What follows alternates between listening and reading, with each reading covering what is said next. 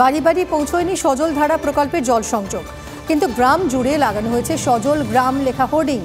এ নিয়ে পঞ্চায়েত এবং জনস্বাস্থ্য দফতরের মধ্যে শুরু হয়েছে চাপানুতর। কেতুগ্রাম 2 নম্বর ব্লকের সীতাহাটি পঞ্চায়েতের শাখাই গ্রামকে সজল গ্রাম বলে ঘোষণা করে বড় বড় হোর্ডিং লাগানো হয়েছে। স্থানীয় পঞ্চায়েতের সাফাই জনস্বাস্থ্য কারিগরি বিভাগ থেকেই না জানিয়ে এই হোর্ডিং লাগিয়েছে। সব বাড়িতে জলের সংযোগ যে এখনো পৌঁছয়নি তা স্বীকার করে নিয়েছে স্থানীয় পঞ্চায়েত। যদিও জনস্বাস্থ্য কারিগরি দফতরের দাবি, পঞ্চায়েত প্রধানের সম্মতি নিয়েই লাগানো হয়েছে হোর্ডিং। এ নিয়ে সরব হয়েছে বিরোধী বিজেপি।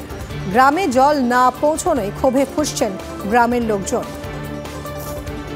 গ্রামে তো ব্যানার লাগানো আছে, ব্যানারে লেখা আছে ঘরে ঘরে শুদ্ধ পানির জল, এসব লেখা আছে। এসটি জল না, আমাদের পাড়ায় আসেনি। রাস্তায় দেখতে পাচ্ছি যে সজলধারা কল দিয়েছে, কিন্তু বাড়িতে কল নাই আমাদের। সব বাড়িতেই কল নাই, ওই পাড়াটা কারুরই নেই, কোনো বাড়িতেই কল নাই। ওই সজলধারা কল নাই, যে পেরিয়েছে বসিয়েছে। আমি তো সেই গরিব মানুষ, আমার স্বামী খেটে খুটে খায়। এবারে ধরুন জলটা দিলে পারে আমাকে তো এই খরচা করে আমি যতই লোন নিয়ে জানি সেটা আমাকে শোধ করতে হয়, এটা আমাকে শোধ করতে হবে, শোধ করতে হচ্ছে। টাইম কল সব কই কি জানি, এদিকে জল আছে নাকি জানি, আমাদের বাড়িতে তো কাজ আসে নাই। এই পুরো প্রতিটা পরিবার জল পায়নি, কেন লাগাচ্ছে এগুলো? ও সেই কোথাকার লোক এসে লাগাচ্ছিল। আমি বললাম যে লাগিও না, তোমরা বেরিয়ে চলে যাও।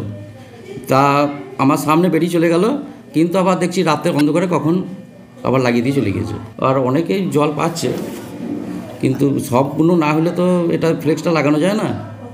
ব্যানারগুলো রাখবো না। বোর্ডটা যেটা আছে, এই বোর্ডটা আমার জানা নেই, এই অফিস থেকে হচ্ছে না, বা আমার কোনো এজেন্সি যে মেইনটেনেন্স সেটাও করছে না। ডিপার্টমেন্ট থেকে হয়তো সরাসরি করছে, অথবা ডিভিশন থেকে ডাইরেক্ট ডিভিশন থেকে এজেন্সি লাগিয়েছে, যেটা সাব ডিভিশনের নামায়নি সেই এজেন্সিকে। রাতের অন্ধকারে কেন লাগাচ্ছে সেটা তো বলতে পারছি না, রাতের অন্ধকারে কেন লাগাচ্ছে।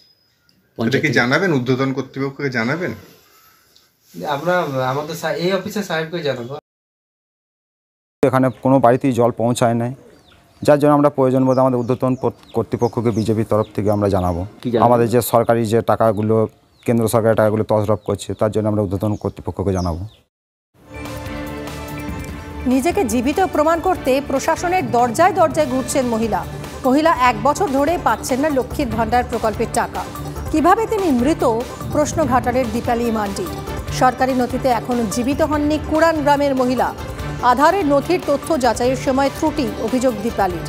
বিডিও এসডিও অফিস জানে মহিলার দুর্ভোগের কথা, দাবি করেছে পঞ্চায়েত।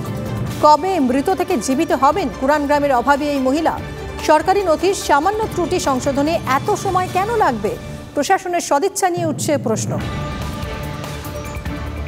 দিব্যি হাঁটাচলা করছে, ঘুরে বেড়াচ্ছে, কিন্তু বন্ধ লক্ষ্মীর ভাণ্ডার। দীপালির এমনই দাবি। দীপালি জানাচ্ছেন, লক্ষ্মীর ভাণ্ডার পোর্টালে তাকে দেখানো হচ্ছে সে মৃত। দুয়ারে সরকারে খোঁজ নিয়েছি, সেখানে যে অনলাইনে তারা সার্চ করেছে কম্পিউটারে, তারা আবার বলেছে যে আমি মৃত। ঠিক আছে, ওখানে দেখাচ্ছে আমি মৃত। হঠাৎ কি করে মারা গেলাম আমি তো জানি না। এবার ওখান থেকে ওরা পাঠিয়েছিল অঞ্চলে, সেখানে জমা দিয়েছি, কিন্তু কোনো খবর। 1 বছর হয়ে গেল ঘুরছি, 2-3 বার গিয়েছি, কোনো খবর নেই। অবস্থা খুবই খারাপ। এবারে যাই হোক, 1000 টাকা মানে একটা সাধারণ গরিব পরিবারে অনেকটাই টাকা, সবাই পাচ্ছে, কিন্তু ওর বেলায় বন্ধ। হ্যাঁ, উনি আগের যে তৃণমূল বোর্ড ছিল ওখানে অনেকবার জানিয়েছে, কিন্তু আমরা বিজেপি বোর্ড, আমরা এই নতুন বসেছি, আমরা মানুষের পাশে আছি। আমার দিকে এই কিছুদিন আগে জানিয়েছে, আমরা সেই মতো আমার অঞ্চলে বলে আমি মহকুমা প্রশাসন, ব্লক প্রশাসন সকলকেই জানিয়েছি, যাতে এই সমস্যার দ্রুত সমাধান হয়।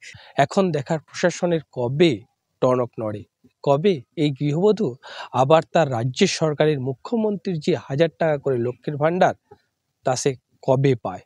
পশ্চিম মেদিনীপুরের ঘাটাল থেকে অসীম বেরা, TV9 বাংলা।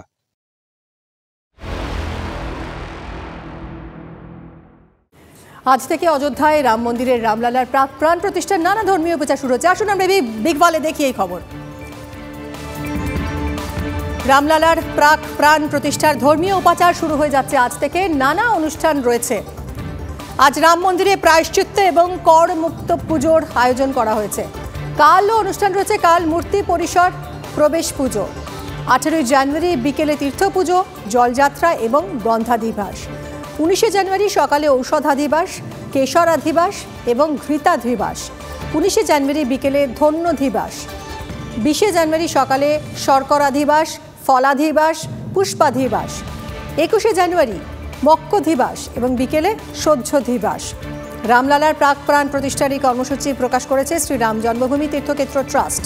প্রাণ প্রতিষ্ঠা অনুষ্ঠানের পূর্বে 121 জন আচার্য মিলে এই সব নিয়ম পালন করবেন।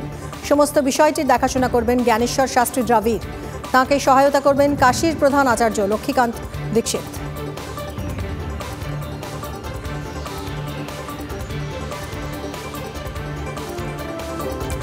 বিশিষ্ট জনেদের উপস্থিতিতে 22শে জানুয়ারি রাম মন্দিরের গর্ভগৃহে রামলালার প্রাণ প্রতিষ্ঠা করবেন প্রধানমন্ত্রী নরেন্দ্র মোদী।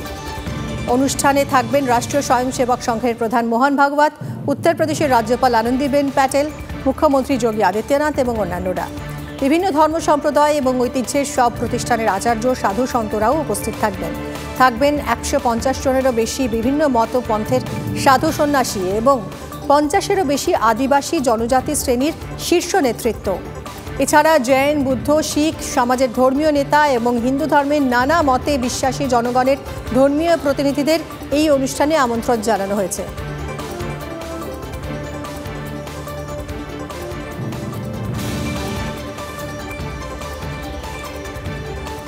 অযোধ্যায় জমি কিনলেন অমিতাভ বচ্চন।